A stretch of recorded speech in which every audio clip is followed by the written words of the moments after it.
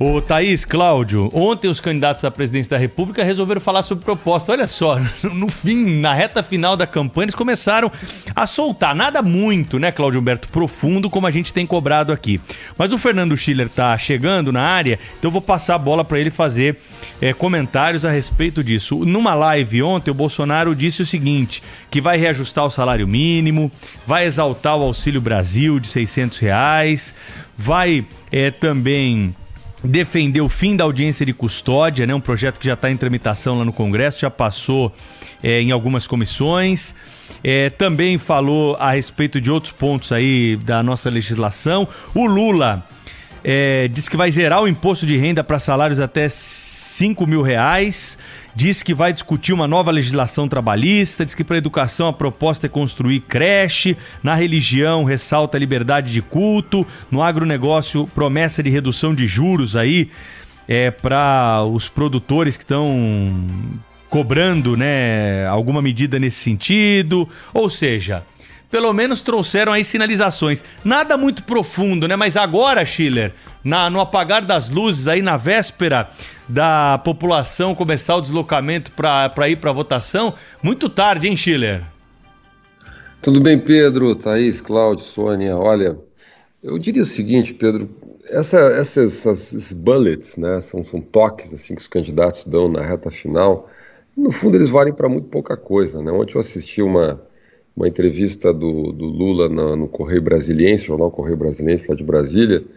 Ele prometeu retomar os concursos públicos, contratar funcionários públicos, não é? Aumentar o salário dos funcionários, porque o cara está em Brasília, então ele imagina, olha, em Brasília tem bastante funcionário público, então eu vou dizer que eu vou reabrir concursos e tal.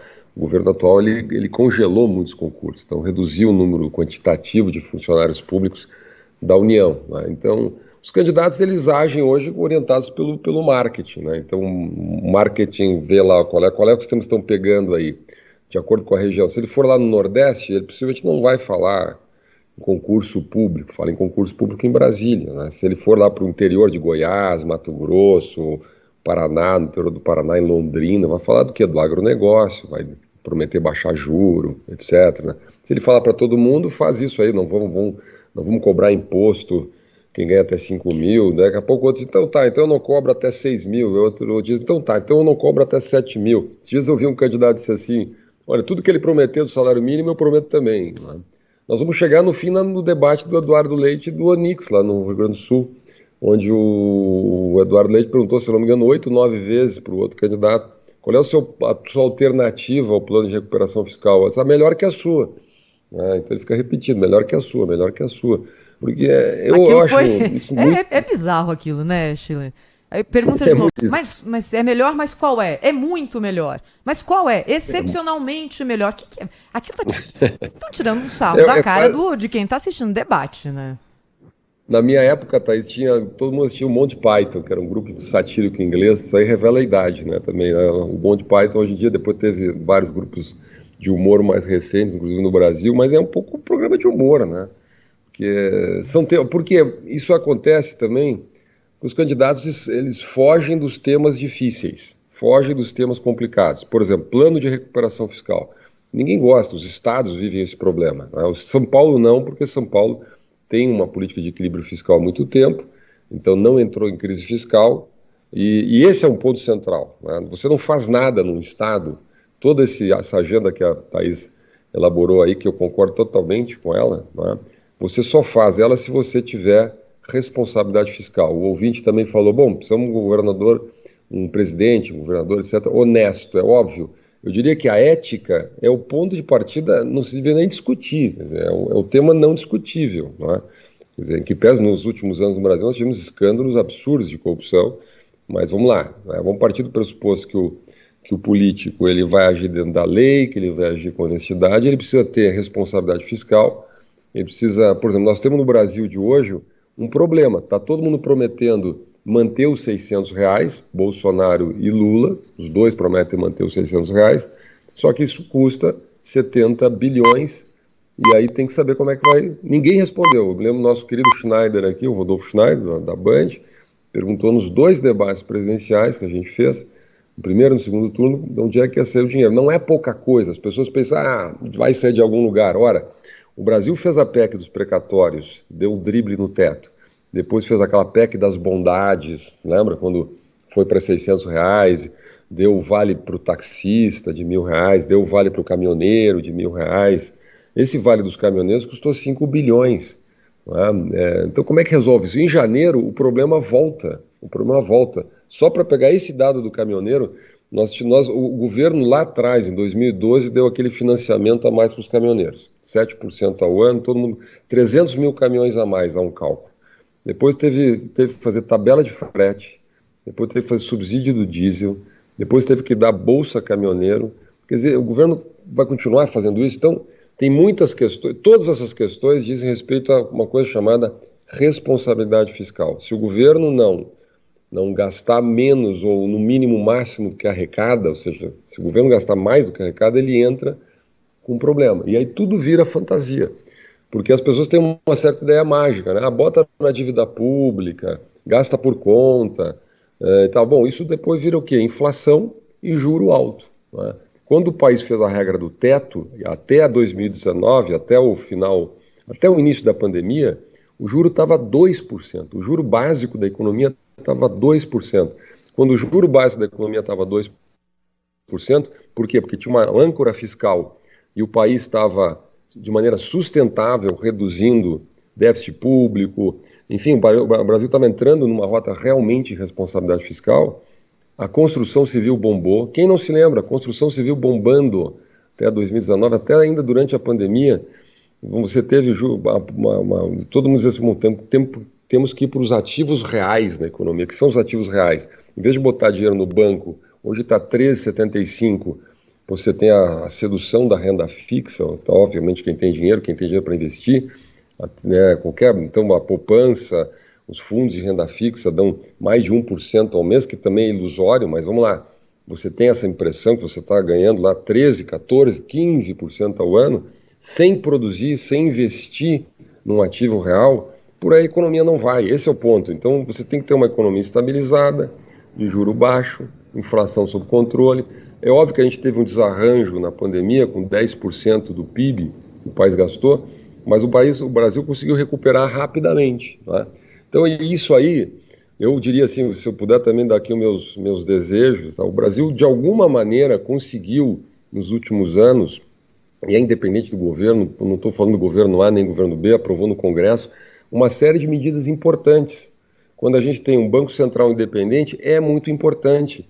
Quando a gente tem agências reguladoras, nós temos 11 agências reguladoras no país que são independentes, hoje então, elas são técnicas, porque nós aprovamos a lei das agências reguladoras lá em 2019, o mandato é de 5 anos, não pode nepotismo, isso que o ouvinte falou aí, não pode indicar político, tem autonomia financeira, autonomia administrativa para não depender do governo, não sofrer pressão do executivo, não pode ter representante de empresas né, com quarentena, etc., das empresas são reguladas. As estatais, nós fizemos uma lei das estatais ainda no governo Temer. Agora a gente não escuta mais ouvir de escândalos em estatais. As estatais estão com resultado positivo, não estão dando escândalo. Por quê? Intros para o país sobre tomar medidas importantes. Lei da cabotagem. Nós temos uma lei de reserva de mercado para a indústria nacional na cabotagem. Então se aprovou uma abertura em 4 anos para o setor internacional, o setor estrangeiro, para dar competitividade. Saneamento básico, mesma coisa. Aprovamos uma lei, o Estado não tem dinheiro para investir, as companhias estaduais não estão capitalizadas, tem influência política, não dão conta, então tem que ter concorrência, investimento, contratos de longo prazo, como foi com a Sabesp. Olha, não me canso de dizer, Thaís, agora, faz coisa de 3, 4 meses atrás, a praia de Botafogo, no Rio de Janeiro, voltou a ser balneável, voltou a tomar banho na praia, na minha opinião, a mais bonita do Rio. Por quê? Porque foi privatizada a SEDAI, a nova empresa já fez uma série de investimentos, filtragem, etc., e voltou à balneabilidade da praia. Não é nenhum milagre, é simplesmente ter uma empresa especializada, capitalizada, que investe, os contratos são de longo prazo, ela tem metas a serem cumpridas, cada um faz a sua parte, o governo regula, né, fiscaliza e a empresa executa, e as coisas vão caminhando, né? Então, o Brasil fez muita coisa. A própria reforma trabalhista, é óbvio que a reforma trabalhista em si não gera emprego, mas ela facilita para quem quer gerar. Então, se você tem menos burocracia, menos custo trabalhista, mais segurança jurídica para contratar, quem contrata massa de emprego no Brasil é pequena e média empresa. E a pequena e média empresa não tem departamento jurídico sofisticado para dar conta de demanda trabalhista e tal. Então ela precisa desburocratização. De novo, o Brasil bateu recorde de carteira assinada. Nós temos o maior número de carteiras assinadas da história do Brasil, da história do CAGED. Né? E o maior número de pessoas ocupadas no mercado de trabalho, a população economicamente ativa ocupada, praticamente 100 milhões de brasileiros. Né? Tudo isso é muito ainda, e nós vamos crescer, eu acho que vamos crescer perto de 3% esse ano, deve fechar, contra todas as expectativas. Isso é um patrimônio do país, não é nem desse governo, nem daquele governo, nem do Congresso, é do país. Então, na minha opinião, assim, eu sou muito realista nisso. Eu adoraria que o presidente fosse eleito aí no domingo, fizesse primeiro um pacto nacional, que eu acho que não vai acontecer, tá? Um pacto nacional. E fizesse uma coisa muito simples, ou seja, essas coisas boas que o país soube fazer nos últimos tempos, mantém isso. Rota de responsabilidade fiscal. A inflação vai terminar o ano abaixo de 6%. Olha, para quem estava mais de 12%, é uma grande conquista. Nós vamos terminar esse ano crescendo mais que a China e com inflação menor que os Estados Unidos. É a primeira vez que isso acontece. Então o Brasil tem muita coisa para celebrar e para continuar, obviamente, fazendo as correções de rumos que precisam ser feitas, né? E para isso eu acho que o novo presidente precisa propor um pacto nacional. Ô Chile, quando eles querem, eles sabem fazer, né? Você vê, agora ontem foi divulgado que em setembro o chamado governo central, né, que é os órgãos federais todos da União, registraram superávit primário de quase 11 bilhões de reais, 10 bilhões 954 milhões de reais.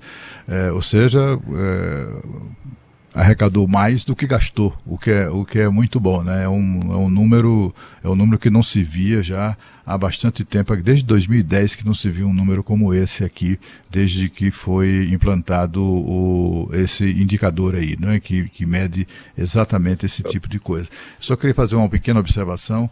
Eu sou um crítico, né, contundente aí de mercado financeiro, mas aquele dinheiro que é aplicado pelos investidores financia o desenvolvimento também, né? Na medida em que capitaliza empresas que prestam serviços públicos, como por exemplo a empresa de saneamento, que são as queridinhas da Bolsa de Valores de Energia e Saneamento, né? Inclusive estatais, Banco do Brasil, que é o banco que está bombando aí, né, também.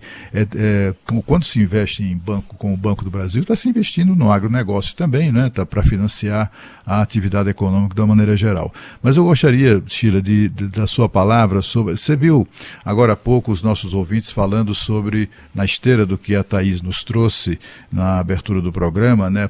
Um apelo para que o Brasil saia das urnas unido, né? E não desunido, e não, enfim, repartido, né? Dividido como tem sido durante o processo eleitoral. Aí eu estou vendo, assim, essas pesquisas para mim perderam completamente o crédito, mas podem indicar alguma coisa de repente. De repente eles corrigiram lá os erros, né, aqueles erros crassos que cometeram no primeiro turno. Ontem o Datafolha divulgou uma nova pesquisa, e essa pesquisa mostra um país que vai sair das urnas, se ficarem confirmados esses números, que eu tenho as minhas desconfianças que não se confirmarão, pelo menos na proporção que lá estão. Mas a pesquisa aponta, por exemplo, que o ex-presidente Lula, se ficar confirmada a vitória prevista na pesquisa do Datafolha, pesquisa contratada, aliás, por veículos de comunicação de oposição ao atual governo, precisamos fazer essa ressalva, o Datafolha indica que o Lula só vencerá no Nordeste. Né? E é uma vitória daquela de lavada, com uma expressão que o Chile usa, que eu gosto muito. Vai ser, segundo o Datafolha, no Nordeste, Lula terá 67% e o Bolsonaro 28% dos votos. Parou aí. No Norte tem empate, 48-47, portanto não podemos considerar aí, mas do restante do país, o Centro-Oeste, 53 por Bolsonaro, 40 por Lula, aqui no Centro-Oeste. Acho até que esse é um dos casos que as urnas vão ampliar esse número, mas enfim, pode ser que se confirme também. No Sudeste, o Bolsonaro tem 48 e o Lula tem 44, de acordo sempre com o Datafolha. E no Sul, o Bolsonaro tem 58 e o Lula 36. Quer dizer, veja o desafio para o novo presidente, se for ele o Lula, né? Ele vai governar para quem? Né? Para o país todo, é o que se espera, né? Ou ele vai mudar a capital do país para uma cidade nordestina e governar no país, entre aspas, que o elegeu, né? São desafios, né, que também serão impostos ao Bolsonaro se for ele o eleito. Ele vai continuar numa atitude assim de negligenciar, porque os governantes, de uma maneira geral, têm essa atitude mesmo de negligenciar o Nordeste, né? E é por isso que o Lula é tão festejado por lá, porque ele meio que sentou praça durante o governo dele lá na região.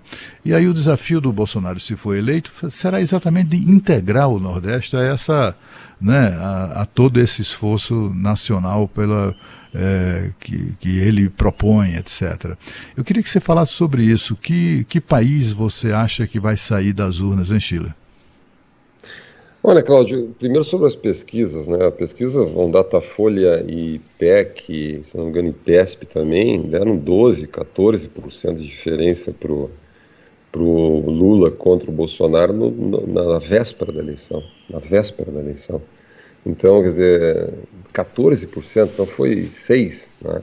Então erraram aí por mais do que o dobro, né? De um dia para o outro. É evidente que a pesquisa daí começa, né? Não é uma projeção, não é uma previsão do futuro. Bom, se a pesquisa não é uma previsão, um prognóstico, ela serve para quê exatamente? É óbvio que ela aponta numa direção e mais do que qualquer coisa, ela induz o comportamento, porque ela passa a ideia para as pessoas de que aquilo é um tipo de realidade, né? Então as pessoas confiam no fundo, né? E cá entre nós, se as pessoas não confiarem, para que serve também o Instituto de Pesquisa, né? Como tu disseste, são pesquisas vinculadas a grupos de comunicação que acabam tendo um certo viés, e aqui não é uma questão de desconfiar, mas vamos lá, tem metodologias que apontam sempre numa certa direção, não é? Então eu a gente tem que ter cuidado. A mesma coisa que eu disse no primeiro turno, você tem pesquisas que acertaram mais, a pesquisa Data Poder acertou mais, a pesquisa Paraná acertou mais, nosso quase colega aí, a gente participa de muitos debates do Murilo Hidalgo, né? E eu conversava com o Murilo Hidalgo na cobertura aí do primeiro turno, e ele me dizia, olha, nós trabalhamos com uma metodologia que a gente consegue captar o chamado hidden vote, um voto escondido, voto envergonhado, né? Ele até brincou assim, para mim não tem esse voto envergonhado aí, né? Porque muitos institutos que erraram, eles disseram assim, a gente acertou no Lula, mas vamos no Bolsonaro. Eu achei até engraçado, né? Tem dois candidatos, você acerta num, erra no outro, você está errando a diferença, né? Você está errando basicamente toda a pesquisa, né? E o Murilo Hidalgo disse, olha, eu não tenho, porque por essas teses teria um voto escondido no Bolsonaro, teria porque tem uma diferença entre a pesquisa presencial e a pesquisa por telefone. Na pesquisa por telefone, os dois candidatos estão muito apertados, eles estão com 1-2% de diferença, né? Na pesquisa presencial a diferença é maior. Então, leva a crer que há um problema, né? Tem muitas interpretações, nem dá tempo para a gente tratar disso aqui. Mas a diferença, o conjunto das pesquisas, na média, no agregador, mostram o Lula um pouco na frente. Quanto vai ser isso, se vai ser isso, se vai se confirmar isso ou não, bom, a gente só vai saber do mundo, não precisamos nos estressar muito. Quanto ao país, eu concordo inteiramente contigo. Eu acho que nós temos um país dividido há muito tempo. Eu me lembro, olha, na campanha de 2014, já era o mapa do Brasil aparecia assim, vermelho e azul. Então você tem o vermelho lá na região da metade de Minas Gerais para cima, né, com exceção de um ou outro estado no norte do país, mas todo o Nordeste, né, e do centro-sul para baixo, azul, porque, né, nas cores aí, tradicionais da disputa brasileira. Isso aconteceu em 2018, está acontecendo em 2022. Então esse é um problema, não é um problema brasileiro, é uma característica brasileira, são perfis de eleitorado diferentes. Imagina que em Santa Catarina, o Bolsonaro, que é um perfil de um estado muito, digamos assim, muito característico, né, uma colonização alemã muito forte, um estado de classe média, os Estados Unidos eles chamam hard working middle class, né, a classe média trabalhadora. Alguns dizem que é mais conservador. Tem muitas divisões aí, é o estado que tem menos dependência, por exemplo, do Auxílio Brasil. Se você pegar todos os estados brasileiros, o estado que tem menos dependência de programas de transferência de renda é Santa Catarina. Então você tem um dado lá, é puramente sociológico, são dados econômicos, né? São dados econômicos e talvez traços de natureza cultural. Então nesse perfil de país, o Bolsonaro ele faz mais de 60% lá, 60%. É basicamente o inverso do Nordeste. Você vai lá no Nordeste, você tem uma presença muito forte invertida. O Bolsonaro tem 60% contra, sei lá, 30%, aí depende, aí vai variar um pouco. E esses números podem afetar, se for 1, 2, 3, 4% a mais ou a menos, afeta muito a eleição. Cada um pode ter interpretação, são dois perfis de cultura política, dois perfis sociológicos, dois perfis de debate político, de elites políticas. Não é? Interessante que no Nordeste, boa parte da elite política, independente se é de esquerda ou de direita, ela apoia o candidato. Lá no Sul, também, você tem lá partidos muito diferentes apoiando o outro candidato. Agora, é a minha impressão que qualquer um que ganhar, a primeira coisa que eu quero ver, vou desafiar aqui, vou deixar o desafio, os ouvintes nos cobrem na segunda, tá, Thaís? Combinado. O candidato vai ligar para o outro para cumprimentar? Vamos fazer essa enquete aqui. Aquele protocolo que existe, né, Schiller? Sempre foi feito assim, protocolo. Né? Primeira coisa, na eleição passada, o Bons Fernando Haddad... Não, mas isso não é coisa avó, brasileira. Né? Schiller, você que é um estudioso do assunto, eu acho que isso não é uma coisa brasileira, né? Eu acho que é uma coisa meio de filme americano, eleição americana, né? Mas no Brasil nunca houve essa... não me lembro de derrotado ficar ligando ali, né? Quer dizer, já aconteceu em eleições estaduais, mas a eleição para presidente eu acho que seria um fato novo importante, né? Teve alguns casos, né? Se eu não me recordo, meu Aécio Deb ligou para Dilma, mas a gente podia checar isso, né? Mas é uma tradição das democracias, né? Em várias democracias grandes do mundo, quer dizer, primeiro o gesto, quando sai o resultado, confirmado o resultado pela Justiça Eleitoral, faz a ligação, reconhece o resultado e começa a transição já na semana. Tem 2 meses, a transição é curta, o país é complicado, precisa fazer transição. Não é? O que eu acho que... E aí, quando o candidato que ganha faz o discurso de vitória, ele tem que mencionar o outro, dizer, olha, menciona o meu adversário aqui. Isso, nas duas coisas não aconteceram em 2018. Nem o Haddad ligou para o Bolsonaro, nem o Bolsonaro mencionou o Haddad. Fez um discurso de vitória muito agressivo. Né? E quando ele fez aquele discurso de vitória muito agressivo, eu disse, olha, não prevejo boa coisa, porque já o país começa dividido. Quando ganha, vou brincar um pouquinho aqui, tem que dar uma de Mandela.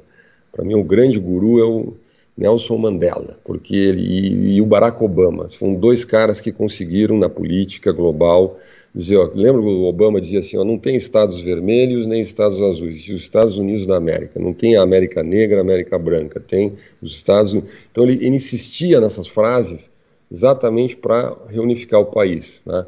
Imagina o Mandela, que depois de uma história de apartheid, de segregação racial, uma história trágica na África do Sul, ele chega ao poder, ficou 27 anos na cadeia, o que ele faz?